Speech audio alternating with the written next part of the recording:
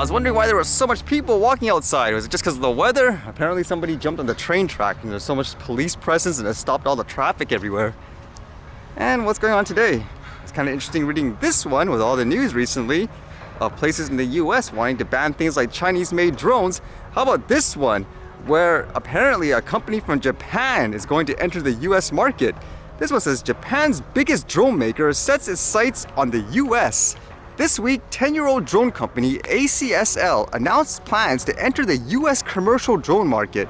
The firm has already taken a sizable bite out of the market in its native Japan with a certification from the country's Ministry of Land Infrastructure, Transport and Tourism, as well as a deal to provide disaster support for the Fire and Disaster Management Agency.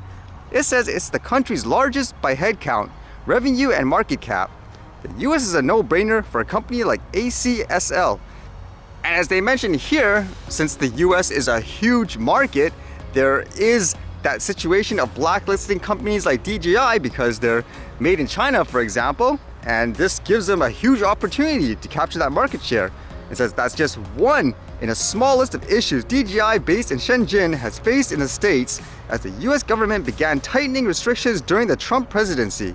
Those problems have only continued to mount for the drone maker, which currently commands more than 70% of the global market. And not surprisingly, it talks about how companies, for example, like Skydio have been benefiting from it. And for this company, it says ACSL has been working hard to establish itself in its home market with a lineup that has consistently proven itself as a reliable tool that delivers results.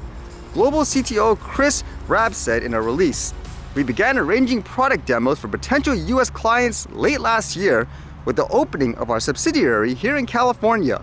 I am making the US my base to be personally involved in our activity in the field, meeting these clients, demonstrating our capabilities, and learning about their needs." And it does say they're more focused on, I guess, commercial use at first, but I wouldn't doubt if they become big for companies and they start selling a lot, they may actually introduce things for, I guess, let's just say a recreational person or something like that. I mean, with the prices of a lot of those recreational drones nowadays, they're almost the same price as, let's just say, an enterprise ones in some cases. So it'll be interesting to see how this comes. And I thought this was kind of interesting as I was getting a lot of reactions where recently here, two large telecommunications companies were able to merge despite people saying it'll be bad for competition and all that. So today, apparently they released, I guess, some of their new pricings for things like their cell phone services, and people aren't too thrilled, I guess. So you can see here, for example, 5G mobile, 25 gigabytes. Normally it was $65. Now it's what, $55 a month.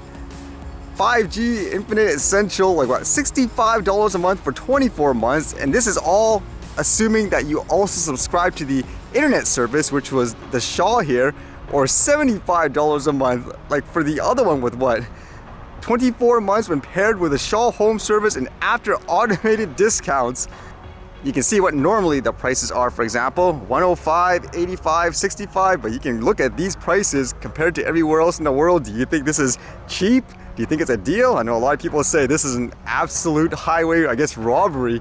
It doesn't seem like it did much in terms of, I guess, competition so far, but it's too early to tell, I suppose, but this isn't a good start in terms of gaining public trust, I guess.